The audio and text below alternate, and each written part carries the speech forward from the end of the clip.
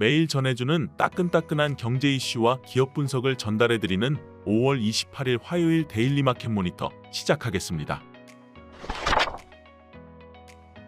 첫 번째 이슈는 금감원장 공매도 방지 시스템 내년 1분기 구축 가능입니다. 이복현 금융감독원장이 27일 불법 공매도를 감지 차단할 수 있는 전산 시스템 구축 시점을 내년 1분기로 전망했습니다. 시스템 구축 과정에서 공매도 일부 재개 가능 여부도 검토할 수 있다고 밝혔습니다. 이 원장은 이날 MBC 라디오 김종배의 시선집중에 출연해 전산 시스템은 공매도를 주문한 회사 내에서 불법을 탐지하는 시스템이 있고 중앙 시스템을 만드는 게 있다며 다 하려면 내년 1분기 정도는 가능하지 않을까 싶다고 말했습니다. 그는 다만 1단계인 회사 내 내부 통제 시스템으로 80에서 90% 이상의 불법 공매도를 차단할 수 있으면 단계별로 일부 공매도 재개가 가능한지 검토가 가능할 수 있다고 덧붙였습니다. 공매도 재개 시점과 관련해 정부와 정책 엇박자 논란이 일자 시스템 마련이 공매도 재개 또는 일부 재개와 연계됐다는 점을 재차 강조한 것입니다. 이 원장은 향후 거취에 대해서는 임기가 있는 자리로 내년 6월 초에 마무리되는데 별다른 상황이 없으면 임기를 지킬 것이라고 말했습니다. 대통령실에서 민정수석직 제안을 받았냐는 질문에는 인사 언급은 않는 게 맞다면서도 적극적으로 진지하게 서로 논의하거나 제안이 있었던 적은 없다고 답했습니다. 두 번째 이슈는 한일 중 기업인 경제협력실무협의체 마련입니다. 한국과 일본, 중국 기업인들이 모여 경제 활성화와 지속 가능한 발전 등 공통 과제에 대해 논의하고 대화를 위한 실무협의체를 만들겠다고 밝혔습니다. 대한상공회의소는 오늘 27일 서울 중구 상공회의소회관에서 일본 경제단체연합회 중국국제무역촉진위원회와 공동으로 제8차 한일중 비즈니스 서밋을 열었습니다. 이 자리엔 최태원 대한상회 회장을 비롯한 국내 경제단체와 기업인, 정부 관계자들과 일본 도쿠라 마사카즈 경단련 회장, 일본 재계 인사들, 중국 러농빈 CCPIT 회장과 기업인들, 중국 정부 관계자가 참석했습니다. 이들은 경제 활성화와 지속 가능한 발전을 주제로 각각 주제 발표를 한 뒤 이를 실행하기 위한 방안을 담은 공동 성명서를 발표했습니다. 세 번째 이슈는 ECB 빌르루아 6월 및 7월 인하 가능성도 존재입니다. 유럽중앙은행 정책위원이자 프랑스 중앙은행 총재인 프랑수아 빌르루아는 6월, 7월 모두 금리 인하 가능성이 있다고 발언하였습니다. 6월 인하는 사실상 기정사실임을 다시 한번 강조하였습니다. 분기별 수정 경제 전망을 발표할 때만 금리 인하를 해야 한다는 주장에 반대하며 정책의 유연성을 언급했습니다. 4% 수신금리는 ECB에게 충분한 금리 인하 여력이 있다는 의미라고 발언하였습니다. 네 번째 이슈는 이스라엘 공습의 이집트군 사망입니다. 팔레스타인 가자지구 국경에서 이스라엘과 이집트 군대의 무력 충돌 발생하였습니다. 아직 총격전의 정확한 원인이 밝혀지진 않았으나 이집트 군인 1명이 사망하였습니다. 전일 이스라엘군의 라파 난민촌 공습으로 팔레스타인 40명이 사망한 이후 연달아 사건이 발생하며 긴장감 고조되었습니다.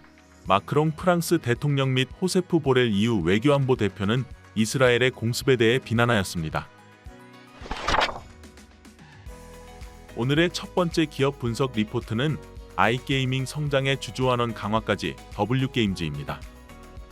W게임즈의 2024년 1분기 매출은 전년 대비 10.5% 상승한 1,605억 원, 영업이익은 전년 대비 33.8% 증가한 617억 원으로 시장 예상치에 부합하였습니다.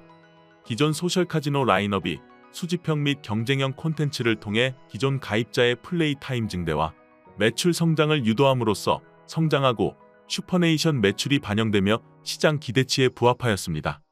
W게임즈의 투자 의견은 매수를 유지하며 목표주가 또한 56,000원을 유지하였습니다. 동사는 유저 데이터 분석 강화와 수집 경쟁 컨텐츠 업데이트를 통해 소셜카지노 매출을 견조하게 유지하고 있을 뿐 아니라 아이게이밍 분야에서 영국 중심의 마케팅을 통해 스웨덴 아이게이밍 업체인 슈퍼네이션을 인수 이후 매출의 증가를 시현하였습니다. 한편 동사는 2024년 4월 결산 배당 및 자기주식 매입 소각을 포괄하는 주주환원 로드맵을 발표하여 성장기에 돌입했을 뿐 아니라 주주환원 정책을 강화하고 있다는 점이 고무적으로 판단하고 있습니다. 구체적으로 기업의 실제 현금 창출력인 EBITDA와 연계된 배당금 정책, 배당금과 연계된 자기주식 매입, 매출 성장에 연계된 자기주식 소각과 자기주식 특별 소각 시 자기주식을 활용한 M&A 및 투자 공시가 없을 경우 보유 자기주식의 50%를 소각하는 것을 제시하였습니다. 두 번째 기업 분석 리포트는 변화의 시작점 포착 SFA 반도체입니다. SFA 반도체의 2024년 1분기 매출액은 전년 대비 4% 증가한 1221억 원, 영업이익은 25억 원으로 전년 대비 흑자 전환을 하였습니다. 하반기부터 전통 메모리 시장의 성수기 및 외주 물량 증가로 실적 개선을 전망하고 있습니다. 또한 외주 물량이 증가할 전망이며 전통 메모리 후공정 라인을 외주로 돌릴 것이 예상되고 이는 3분기부터 본격화될 것으로 전망하고 있습니다. SFA 반도체에 대한 투자 의견은 매수를 유지하며 목표주가 또한 8,300원으로 유지하였습니다. 목표주가의 괴리율은 큰 편이나 목표주가를 유지하는 이유는 2024년 실적 추정치를 상향 조정하였으며 2024년 하반기를 시작으로 외주 물량이 급격히 증가할 것으로 전망되기 때문입니다. 특히 외주 물량 증가 시 실적 개선이 본격화할 것으로 전망하고 있는데요. 조립 및 테스트 관련 매출이 증가할 전망입니다. 조립 및 테스트의 경우 동사는 기술력을 바탕으로 진입 장벽을 형성하고 있어 유일하게 레코드를 보유하고 있습니다. 또한 캐파를 확보하며 디자인 캐파는 매출액 기준 1조 원 수준으로 파악되어 매출 증가에 따른 영업 레버리지 효과가 클 것으로 기대하고 있습니다. 자세한 기업 분석 리포트는 교보증권 홈페이지를 통해 확인하실 수 있습니다. 이상 5월 28일 화요일 데일리 마켓 모니터를 마치겠습니다. 감사합니다.